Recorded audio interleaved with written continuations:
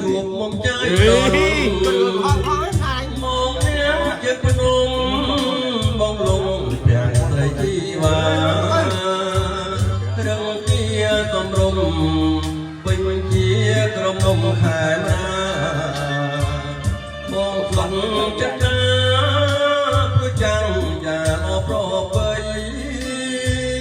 សំរងក្រមុំអមនំអញ្ជើញប្រណិតប្រហានលោពិតអន្តងព្រៃទីបុរាណសូនឆ្មាលើភ្នំឃើញហើយបានស្មើក្នុងប្រាណជារមណីយដ្ឋាន